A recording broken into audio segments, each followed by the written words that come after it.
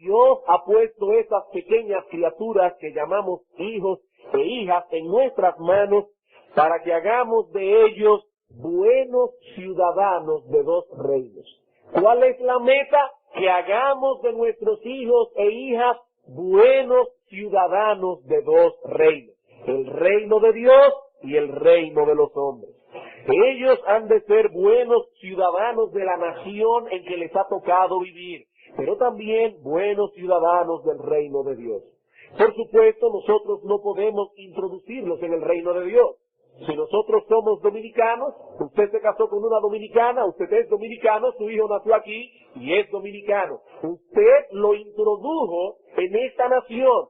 Pero usted puede ser cristiano, su esposa cristiana, y usted no puede hacer que sus hijos sean cristianos. Usted no puede introducirlos en ese reino. Dice en Juan capítulo 1, versículos 12 y 13, que eso no viene de voluntad de carne, ni de voluntad de sangre, ni de voluntad de varón, sino de Dios. Es Dios quien pare cristianos. Solamente Dios puede hacer eso. Pero sí podemos educar a nuestros hijos en el temor de Dios, sabiendo que esa educación será uno de los instrumentos principales que Dios usará para obrar en el corazón de nuestros hijos e introducirlos en el reino. Nosotros no podemos introducirlos en el reino. Eso es voluntad de Dios, no voluntad de hombre. Pero nosotros sí podemos educarlos en el temor de Dios. Y esa educación en el temor de Dios será uno de los instrumentos más importantes que Dios usará para introducir a nuestros hijos en el reino. Salomón resume toda esta enseñanza en Proverbios 24:21, cuando dice a su hijo: teme a Jehová, hijo mío, y al rey. Teme a Jehová, hijo mío, y al rey. He aquí nuestra meta, educar a nuestros hijos para que aprendan a temer a Dios y a respetar las autoridades civiles que Dios ha puesto sobre ellos. O si desean ponerlo en palabras nuevo testamentarias, debemos enseñar a nuestros hijos a dar a César lo que es de César y a Dios lo que es de Dios. Y en esto, como en todo lo demás, Cristo es nuestro máximo modelo. En el Evangelio de Lucas, hablando de la infancia del Señor, se nos dice en Lucas 2:52 que Jesús crecía en sabiduría y en estatura y en gracia para con Dios y los hombres. Así que Cristo tuvo que crecer como hombre, crecer intelectualmente. Él crecía en sabiduría. Necesitaba crecer físicamente, Él creció en estatura. Necesitaba crecer espiritualmente, Él creció en gracia para con Dios. Y necesitaba crecer socialmente y en gracia para con los hombres. Para lograr esa meta, lo primero que debemos hacer es ayudar a nuestros hijos para que pongan el yo en el lugar que le corresponde. Para que nuestros hijos puedan ser buenos ciudadanos de esos dos reinos, tenemos que ayudarlos a poner el yo en el lugar que le corresponde. A raíz de la caída en el pecado y de la entrada del pecado en el mundo, el yo pasó a ocupar un lugar que no le correspondía. Es por tanto nuestra responsabilidad entrenar a nuestros hijos para que aprendan a vivir centrados en Dios y no centrados en sí mismos. Debemos enseñarles que el centro de la vida no son ellos mismos, ni tampoco las otras personas. Los humanistas nos dicen, tenemos que enseñar a nuestros hijos a que respeten a los demás. Eso es verdad, debemos enseñarles eso. Pero el centro de la vida de nuestros hijos tampoco son los demás. El centro de la vida es Dios. Solo Dios puede ocupar ese lugar. Nuestros hijos necesitan poseer una imagen correcta de sí mismos. Deben saber que fueron creados a la imagen de Dios y que eso da a los seres humanos una dignidad especial. No somos animales racionales como enseña la biología moderna. Somos seres creados a la imagen de Dios. No somos animales. Con todo y que nos endilguen el título de racionales. No, somos seres creados a la imagen de Dios. No es lo mismo matar una mosca que matar a un hombre. No es lo mismo tirarle una pedrada a un perro que tirarle una pedrada a un hombre. No es lo mismo porque el perro no fue hecho a la imagen de Dios. lo que da dignidad, lo que da valor al ser humano, es que carga consigo la imagen de Dios. Pero, al mismo tiempo, nuestros hijos deben saber que son criaturas caídas, corrompidas por el pecado, y que no merecen otra cosa que el infierno. Si estos dos conceptos son colocados el uno al lado del otro, guardaremos el alma de nuestros hijos en un balance apropiado. Mientras el mundo valora a los hombres por su inteligencia, por su belleza física, por sus habilidades intelectuales, por sus habilidades atléticas, nosotros sabemos que lo único que hace digno a los seres humanos es el hecho de que llevamos con nosotros la imagen de Dios. Pero no solo es necesario que enseñemos a nuestros hijos a poner el yo en su lugar, es necesario también que nos dediquemos a cultivar un carácter piadoso. Debemos cultivar en nuestros hijos un carácter piadoso. Si queremos hacernos buenos ciudadanos de esos dos reinos que mencionamos, nuestros hijos deben desarrollar ese carácter. Y en este punto hicimos básicamente dos cosas. En primer lugar, establecimos cuál es la base de ese carácter. ¿Cómo podemos levantar en nuestros hijos el carácter piadoso?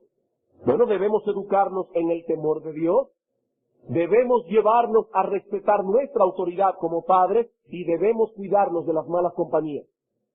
Si nuestros hijos no conocen el temor de Dios, no nos respetan como padres y se mezclan con malas compañías, no podremos cultivar en ellos el carácter piadoso del que estamos hablando. Eso dice Salomón en Proverbios capítulo 1, versículos 7 al 10.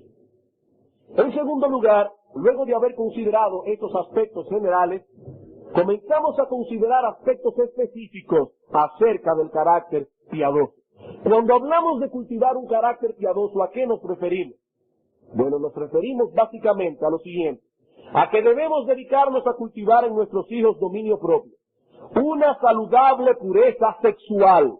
Debemos ayudarles a desarrollar la fidelidad, un carácter considerado y compasivo y un espíritu diligente. Todo eso es nuestra responsabilidad forjar en nuestros hijos. Dominio propio en el hablar, dominio propio en el comer, dominio propio en el uso de sus emociones, dominio propio en el uso de las posesiones, dominio propio en el uso de su tiempo. Y aparte de eso, una saludable pureza sexual, fidelidad, un carácter compasivo y considerado y un espíritu diligente. Hermanos, es ahí cuál es nuestra meta. Y yo no creo que necesito ser muy persuasivo para convencernos de que es imposible llevar a cabo esta tarea exitosamente sin la ayuda del Espíritu Santo. Para estas cosas nadie es suficiente, pero nuestra suficiencia proviene de Dios, quien ha prometido asistirnos diariamente con su gracia. En Cristo habita la plenitud de la deidad, y Juan nos dice que de su plenitud tomamos todos y gracia sobre gracia. Juan 1:16. Separados de Él, nada podemos hacer, pero todo lo podemos en Cristo, que nos fortalece.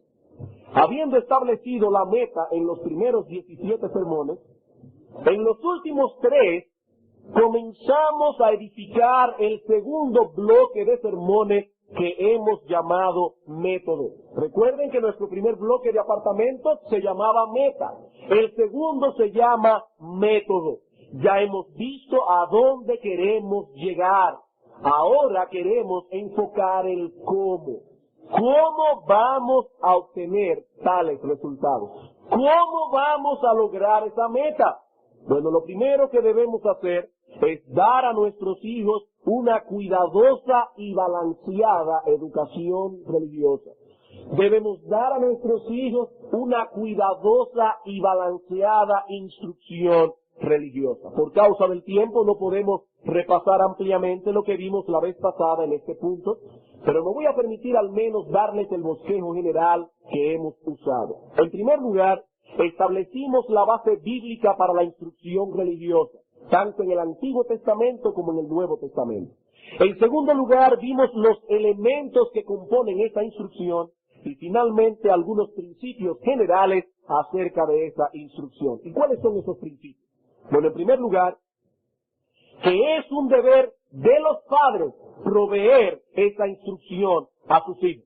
Efesios 6:4 dice el apóstol Pablo: padres, no provoquéis a ira a vuestros hijos, sino criadlos en la disciplina y amonestación del Señor. Ahora bien, en español, la palabra padre puede significar tanto los dos, padre y madre, o solamente el padre.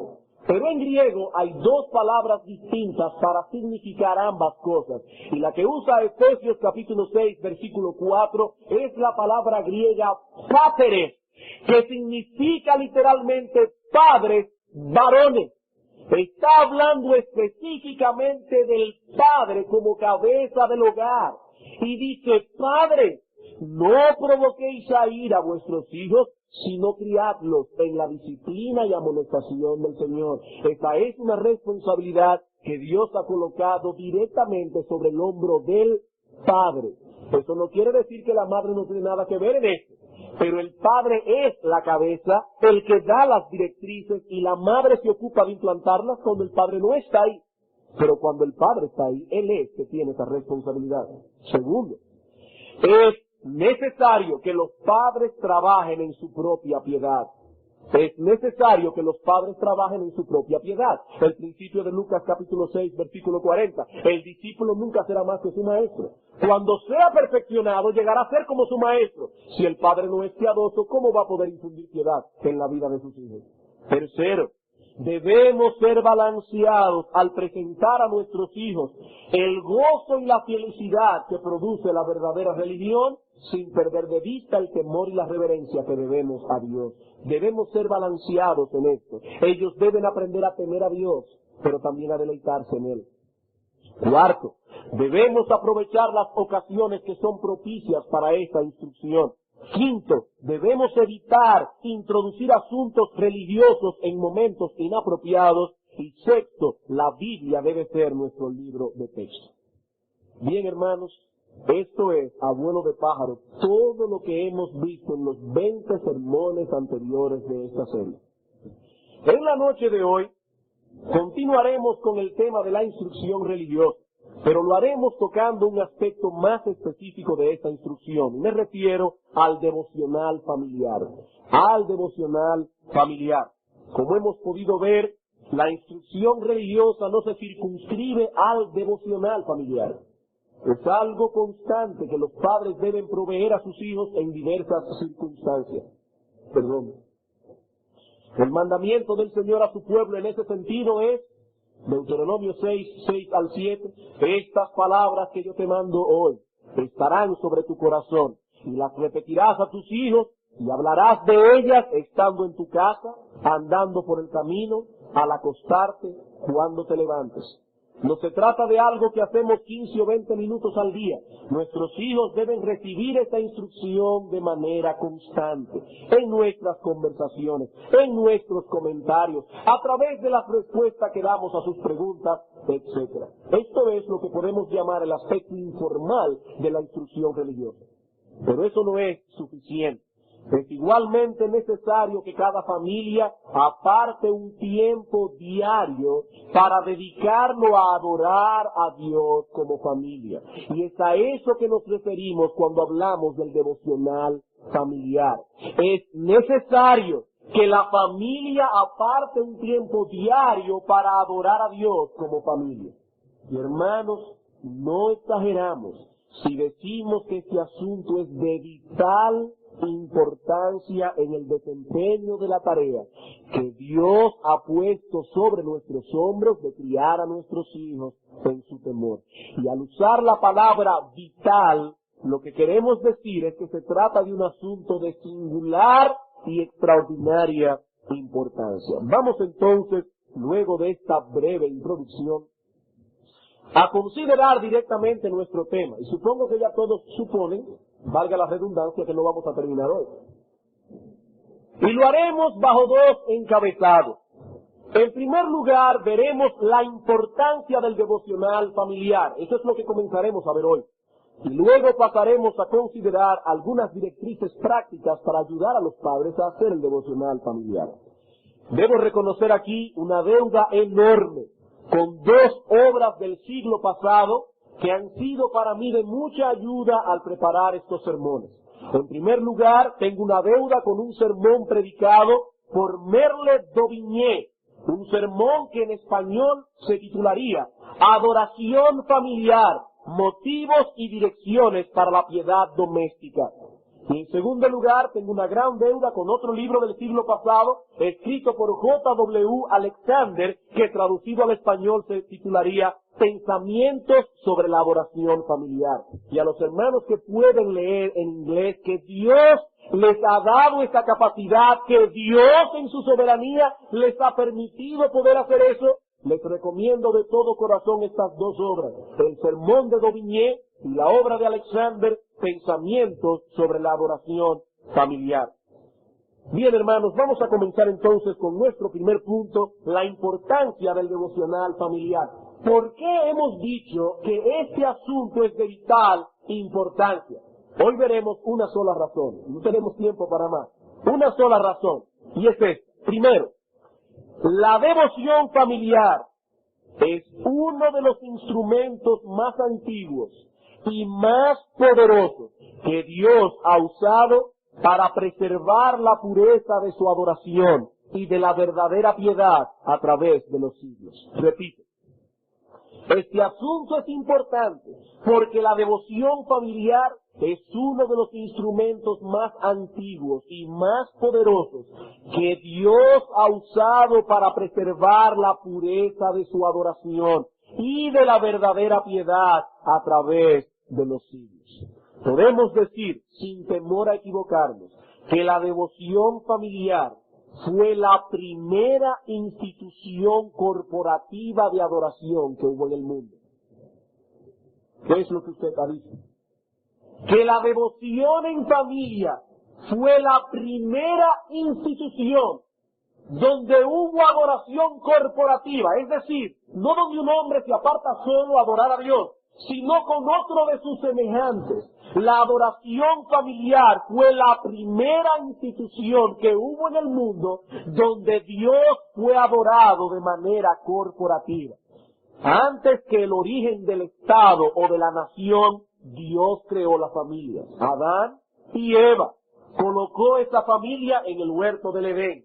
Y su tarea primordial era la de conocer cada vez más a Dios, tener comunión con Él, rendirle adoración. Así que no creo que estaría aventurando al decir o especulando que Adán y Eva conocieron la devoción familiar y participaron de ella durante el tiempo que permanecieron en la inocencia.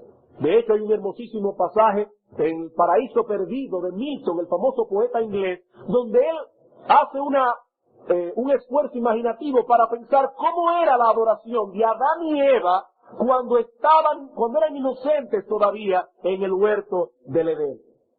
Pero después de la caída encontramos una referencia directa en las Escrituras en cuanto a la devoción familiar. Génesis capítulo 4, versículo 26. Génesis capítulo 4, versículo 26.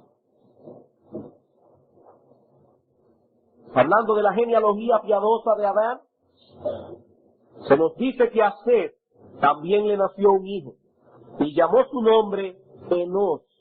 Y entonces los hombres comenzaron a invocar el nombre de Jehová. Ahora bien, es evidente que no se habla aquí de una adoración nacional. Eso no puede ser, porque esa institución no existía aún.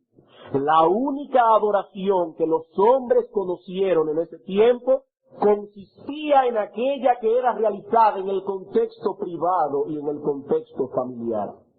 Dice aquí, nace Enos, y los hombres comenzaron a invocar el nombre de Jehová. Seguimos leyendo el libro del Génesis, y más adelante en el capítulo 8 encontramos a Noé construyendo un altar junto a su familia y ofreciendo sacrificios de adoración al Señor. Génesis capítulo 8, versículo 20. Y edificó Noé un altar a Jehová, y tomó de todo animal limpio y de toda ave limpia, y ofreció holocausto en el altar. Es probable que tengamos una escena similar en Génesis capítulo 12, versículos 7 al 8, en la vida de Abraham. Génesis capítulo 12, versículos 7 al 8. Y apareció Jehová a Abraham y le dijo, a tu descendencia daré esta tierra, y edificó allí un altar a Jehová, quien le había aparecido. Luego se pasó de allí a un monte al oriente de Betel, y plantó su tienda teniendo a Betel al occidente y a Jai al oriente, y edificó allí altar a Jehová, e invocó el nombre de Jehová. Alguien puede decir, pero pastor, aquí no habla nada de la familia de Abraham. Simplemente dice que Abraham edificó un altar y adoró al Señor. ¿Por qué no podemos pensar que fue una adoración individual? Bueno, debo admitir que el texto no demuestra con toda claridad que aquella devoción haya sido familiar, aunque tampoco la niega, como veremos en un momento. Pero lo importante es saber que Abraham tenía un fuerte sentido de adoración a Dios, y en segundo lugar, un fuerte sentido de que él debía instruir a sus hijos en esta adoración. Génesis capítulo 18. Abraham construía un altar donde quiera que iba. Era un hombre dedicado a la adoración a Dios. Y por otro lado, un hombre que entendía la responsabilidad de educar a sus hijos con respecto a esa adoración. Génesis 18, 19. Dice Dios, yo sé que Abraham mandará a sus hijos y a su casa después de sí que guarden el camino de Jehová. Dios estaba confiado en que este hombre conocía su responsabilidad, en que este hombre enseñaría a sus hijos a guardar el camino del Señor. ¿Lo hizo bien Abraham? Bueno, seguimos leyendo el libro del Génesis y en el capítulo 26, versículo 25, encontramos a Isaac edificando un altar a Jehová. Y más adelante, en el caso de Jacob, encontramos una referencia directa a la adoración familiar. Génesis capítulo 35, versículos 1 al 3. Génesis capítulo 35, versículos 1 al 3. Dijo Dios a Jacob, levántate y sube a Betel, y quédate allí, y haz allí un altar al Dios que te apareció cuando huías de tu hermano Esaú. Por lo menos hasta donde alcanza la revelación que encontramos en el Génesis, el mandamiento de Dios no habló nada de la familia de Jacob. Simplemente le dijo, Jacob, construye un altar. Pero aparentemente estos hombres no concebían una adoración sin incluir a su familia. Versículo 2.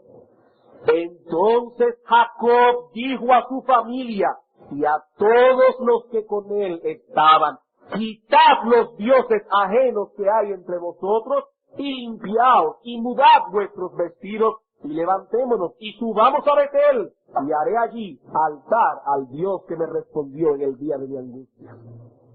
Estos hombres tenían conciencia de lo que era llevar a su familia en adoración a Dios todo el tiempo. No estamos diciendo con esto, hermanos, que estos textos señalan de manera precisa la manera o la frecuencia en que estos hombres ofrecían a Dios adoración familiar. Eso sería querer sacar demasiado del texto bíblico. Lo que intentamos demostrar es que este concepto era conocido para ellos, que esa adoración fue pasando de generación en generación, y debemos suponer que a medida que la revelación progresaba, así progresaba también la adoración. Seguimos rastreando la historia bíblica y llegamos a la ley mosaica. Con la ley de Moisés se inicia la adoración pública. El pueblo de Israel debía rendir a Dios una adoración nacional. Es la primera vez en la historia donde vemos en este planeta una adoración nacional. En esa adoración los sacerdotes jugaban un papel de primer orden, no solo en lo tocante a los sacrificios, sino también en cuanto a la instrucción del pueblo. Los que están tomando notas pueden copiar allí Malaquías capítulo 2, versículos 4 al 7, donde se dice claramente que los sacerdotes participaban en la instrucción del pueblo. Pero eso no significó de ningún modo la abolición de la adoración en familia. No. Como vimos en Deuteronomio capítulo 6, en la ley mosaica, era responsabilidad de los padres instruir diariamente a sus hijos en el temor de Dios.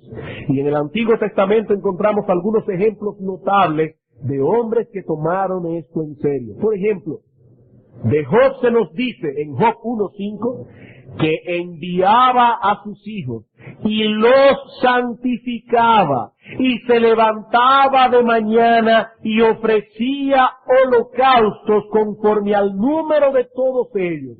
Y dice el autor, de esta manera Job hacía todos los días. Todos los días. Hermanos, eso es adoración familiar. También encontramos esa misma determinación en la vida de Josué. En un período cuando el pueblo de Israel estaba evidenciando una piedad vacilante, Josué no dudó en hacer público su compromiso de adorar a Dios junto con toda su familia. De modo que en Josué 24:15 leemos, y si mal os parece servir a Jehová, escogeos hoy a quien sirváis. Si a los dioses a quienes sirvieron vuestros padres cuando estuvieron al otro lado del río, o a los dioses de los amorreos en cuya tierra habitáis. Pero oigan, pero yo y mi casa serviremos a Jehová. Eran muchas las influencias paganas que rodeaban a este pueblo, incluyendo a los hijos de Josué. Pero este hombre determinó librar a sus hijos de tales influencias, mientras se mantuvieran bajo su cuidado, bajo su techo.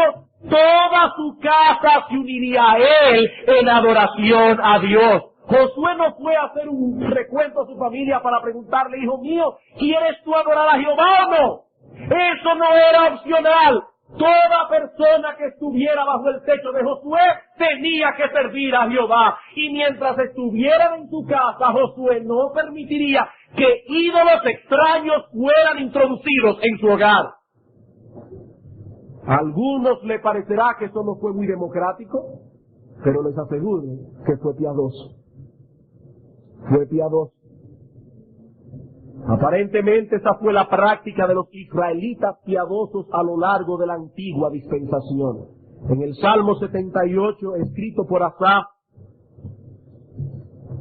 este hombre de Dios nos habla de cuál era la responsabilidad de los padres en Israel. Salmo 78, versículos 1 al 8.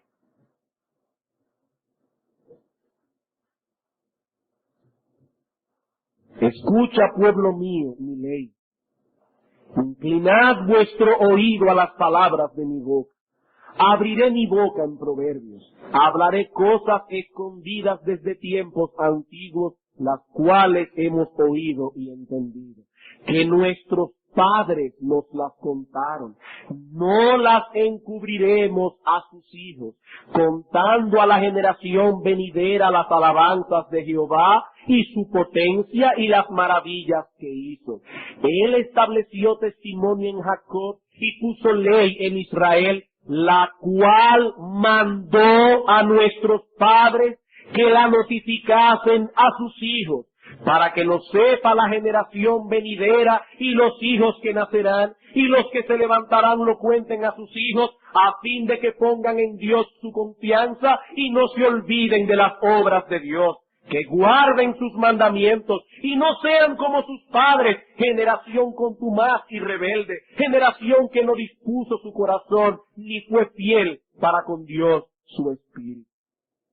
¿Qué debían hacer los padres? Dios mandó, no fue opcional, que ellos notificasen esas cosas a sus hijos. En la vida de David también encontramos dos eventos que son dignos de ser notados. El primero está en Primera de Samuel, capítulo 20, versículo 6. Primer libro de Samuel, capítulo 20, versículo 6. Aquí David está tratando de huir de la ira y del odio y la envidia de Saúl.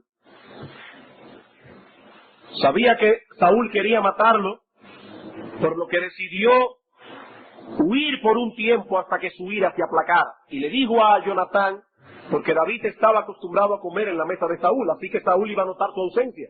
Y preguntaría, ¿dónde está David?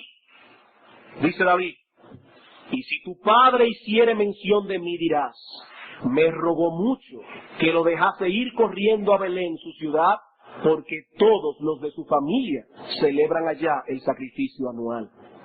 Habían ciertos eventos en Israel donde la familia debía adorar a Dios como familia, aún en medio de la nación, Por eso, hermanos, es que insistimos que cuando las familias vienen a la iglesia, no se sienten desperdigados por ahí. Los padres deben sentarse con sus hijos. Aunque venimos a adorar a Dios corporativamente, también venimos a adorarles como familia.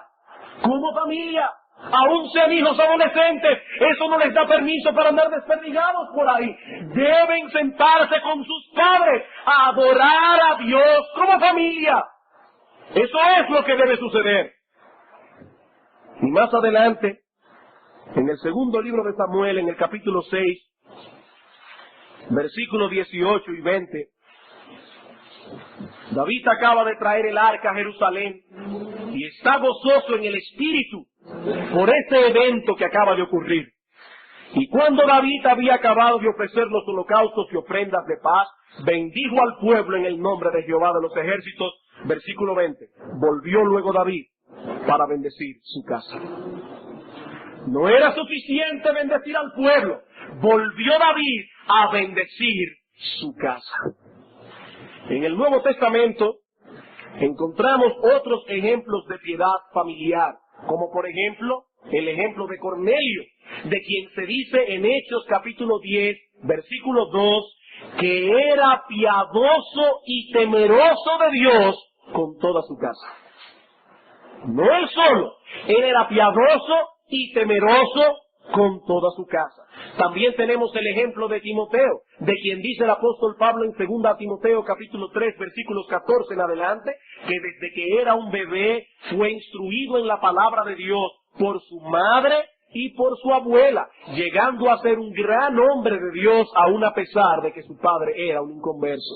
Y eso debe ser un estímulo para las esposas de nuestra iglesia cuyos esposos no son cristianos. Ahí tenemos el ejemplo de Loida y de Eunice, cómo criaron a Timoteo en un hogar mixto donde el padre era un impío, cómo lo criaron en el temor de Dios. Un escritor muy famoso del siglo II llamado Tertuliano nos brinda una hermosísima descripción de lo que era la vida familiar de los primeros cristianos. Dice Tertuliano lo siguiente: ¿qué clase de unión es aquella que existe entre dos cristianos? Refiriéndose al matrimonio entre un creyente y una creyente. ¿Qué clase de unión es aquella? Dice él. Quienes tienen en común la misma esperanza, el mismo deseo, el mismo modo de vivir, el mismo servicio al Señor.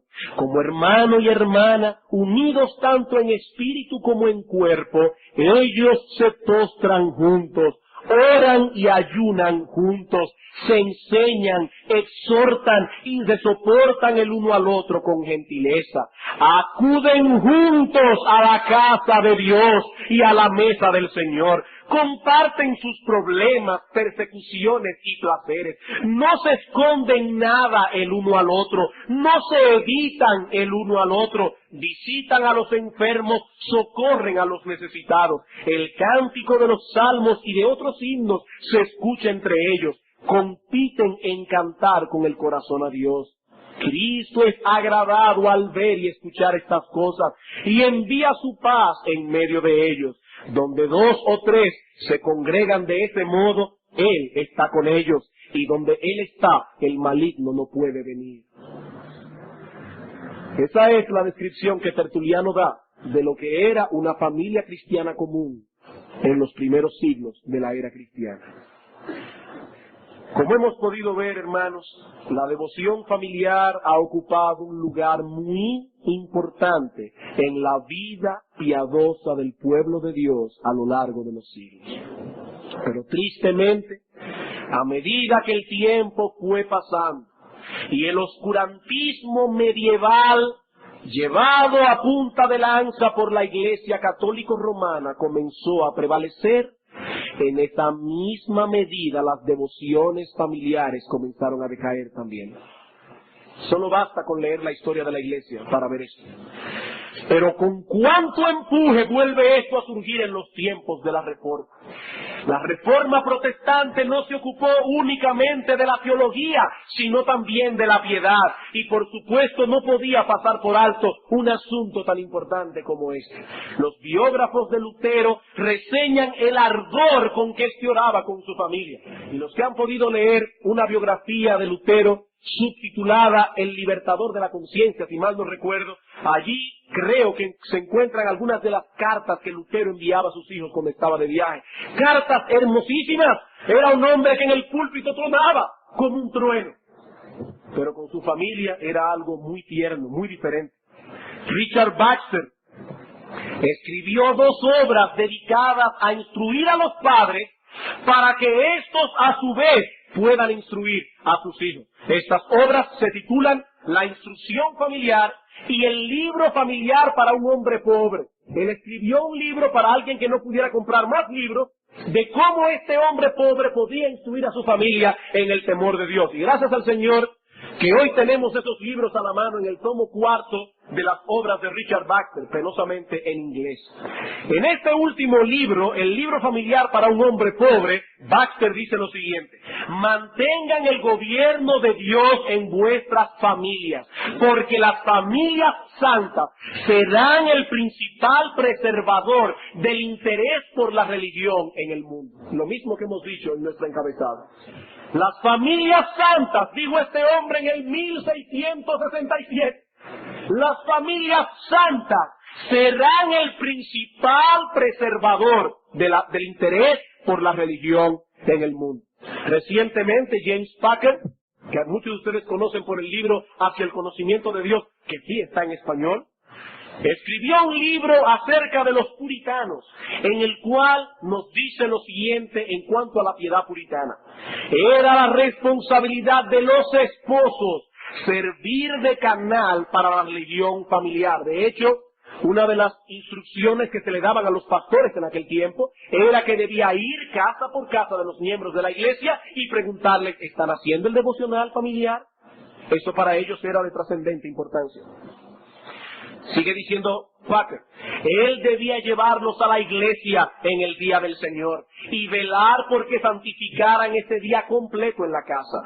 Debía catequizar a los niños e instruirlos en la fe. Y no le tengan miedo a la palabra catecismo. Esa palabra la empezó a usar la Reforma Protestante y la Iglesia Católica la tomó prestada. Así que esa palabra no es católica. Sigue diciendo aquí, debía catequizar a los niños e instruirlos en la fe.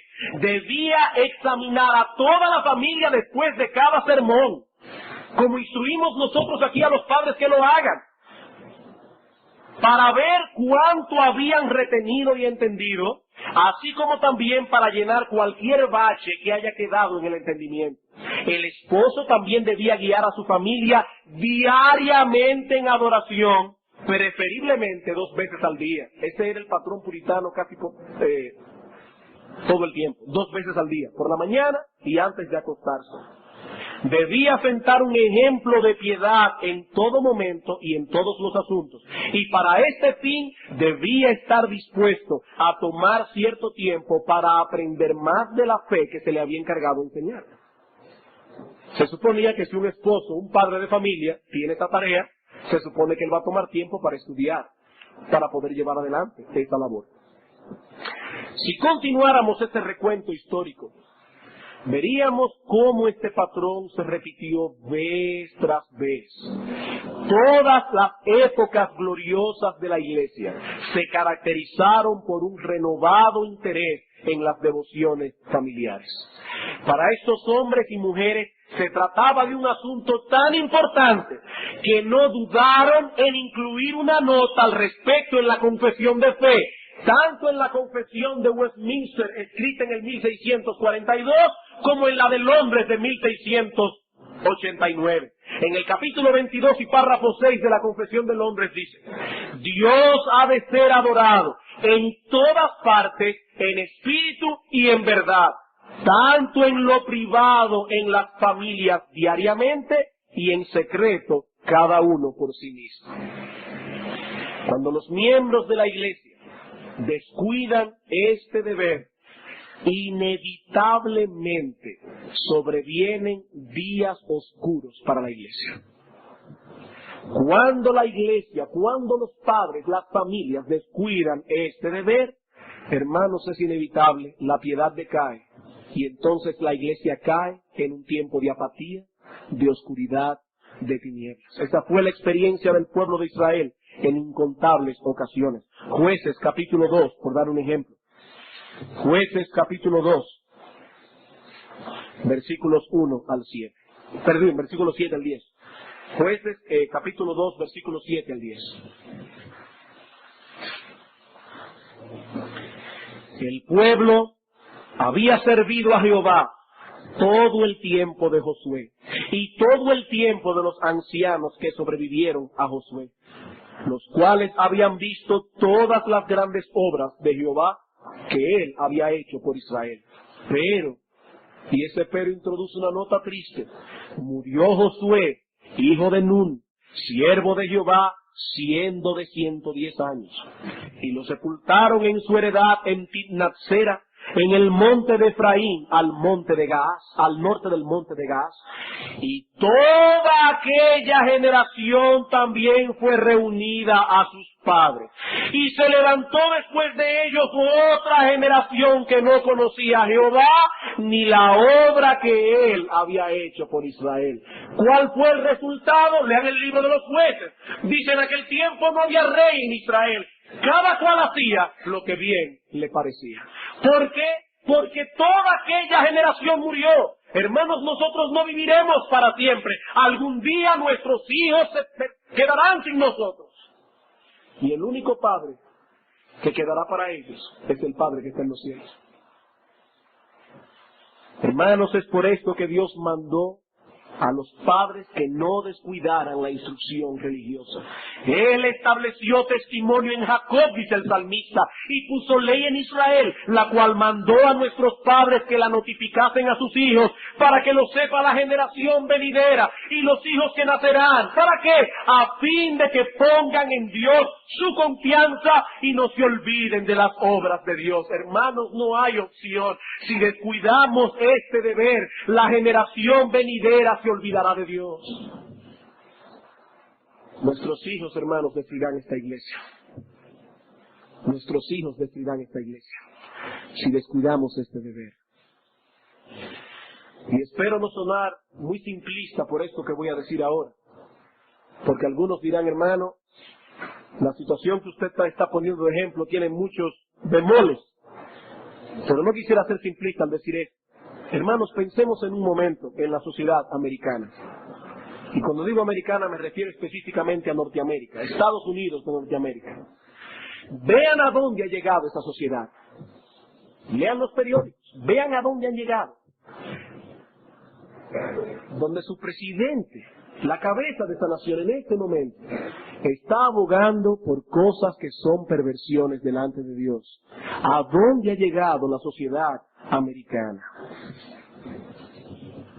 Esta semana pasada salió en el Listín Diario que ya en Nueva York se abrió una oficina para que los homosexuales puedan ir y formalizar su relación. No es un matrimonio, pero es algo similar a eso. Hermanos, Estados Unidos en este momento es peor que Sodoma y Gomorra.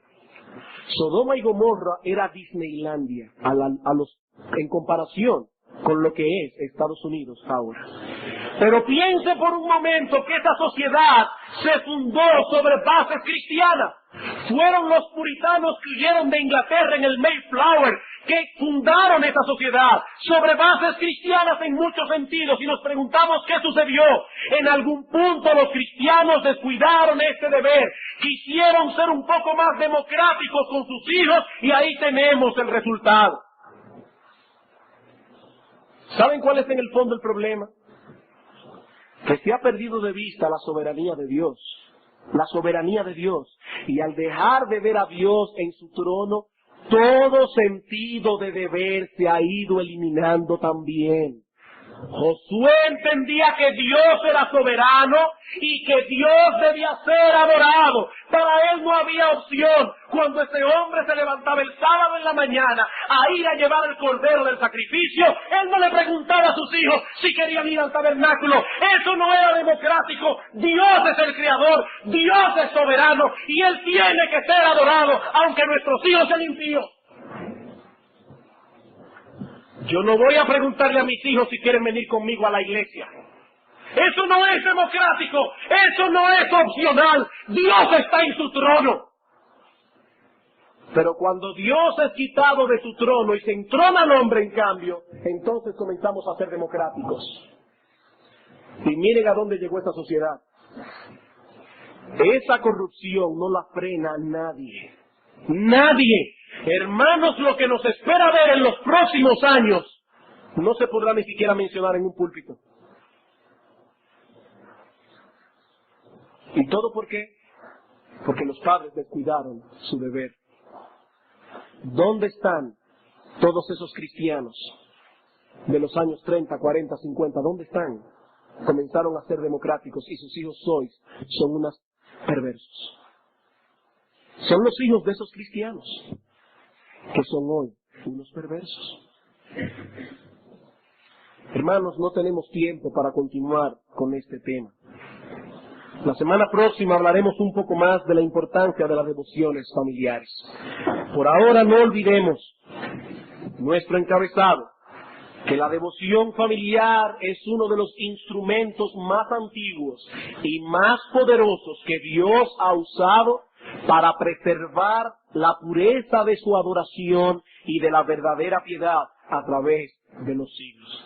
Si de veras deseamos ver tiempos mejores para la Iglesia de Cristo, comencemos a sentar esta base desde ahora. Hermanos, solo Dios conoce la influencia que nuestros hijos jugarán en la Iglesia y en la sociedad en el futuro. Tú no sabes qué van a hacer tus hijos, ni aquí en la Iglesia ni en la sociedad.